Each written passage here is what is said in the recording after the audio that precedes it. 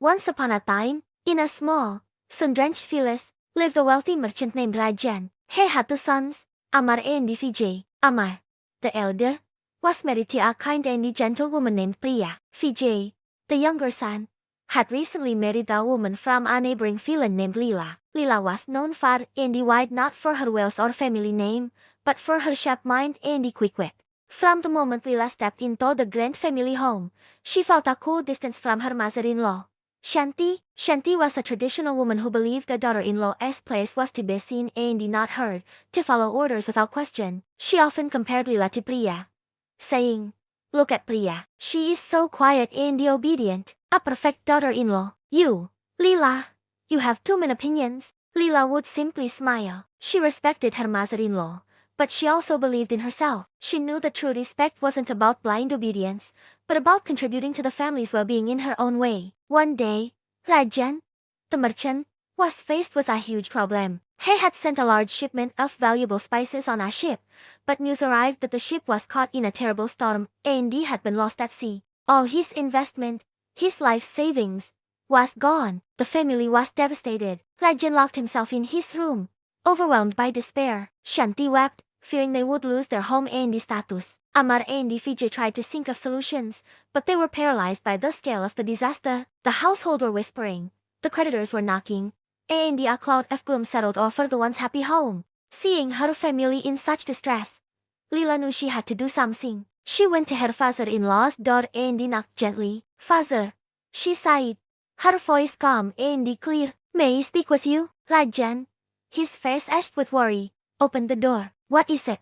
"Leela, can't you see we are ruined?" "Father," Leela began, "we have lost the spices, but we have not lost our minds. We have lost money, but we have not lost our family. Let us not be defeated by one storm." Rajan looked at his young daughter-in-law, a flicker of surprise in his tired eyes. "What can we do? We have nothing left." Leela's eyes sparkled with an idea. "You have something more valuable than spices, Father. You have your name, your reputation. For years, you have been the most trusted merchant in this region. People know your word is your bond. That is our true wealth." She continued, "The Spring Festival is in 1 month. It's the biggest trading event of the year. We don't have goods to sell, but we can offer a service. We can become the official logistics coordinators for the festival. You know every merchant, every trade route. We can organize tourists, transport, and security for all the visiting traders. We'll charge a small commission, but with the volume of trade, it will be a significant amount." Rajan listened, his expression shifting from despair to consideration. Amar and Vijay,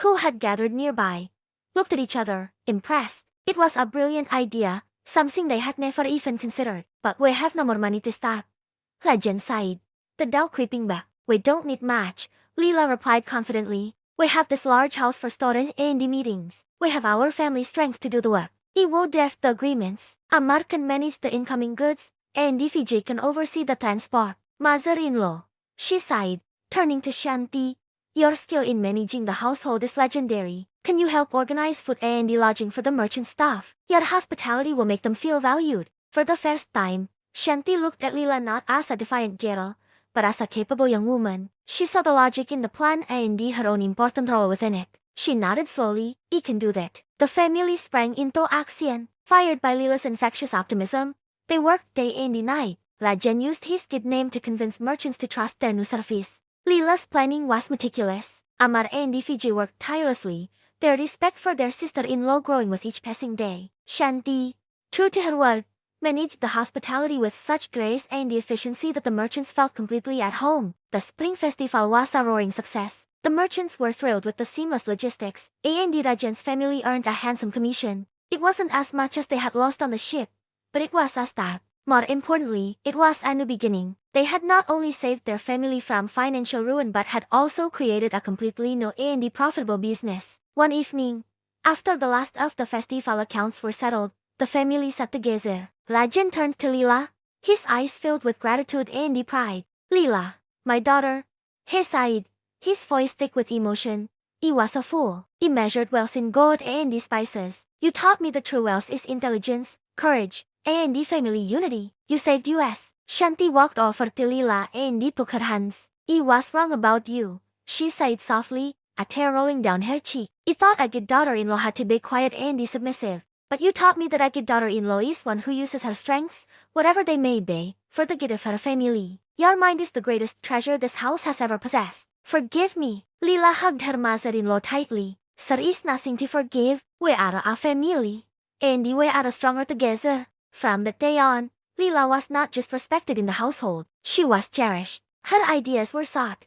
Her opinions valued. She and Priya became the best of friends, their different strengths complementing each other perfectly. The family's new logistics business flourished, growing bigger than their old spice trade ever was. All thanks to the genius daughter-in-law who saw opportunity in a crisis and who proved that a sharp mind and a brave heart are the most valuable assets of all. And so, the story of Leela, the genius daughter-in-law, became a lesson in the village, a reminder that you should never judge a book by its cover. That sometimes, the greatest storms bring the most valuable treasures to shore. Thank you so much for watching. We hope you enjoyed this story and the moral it holds. If you did, please give this video a thumbs up. And don't forget to subscribe to our channel for more animated stories. Hit that notification bell so you never miss an update from us. We'll see you in the next story.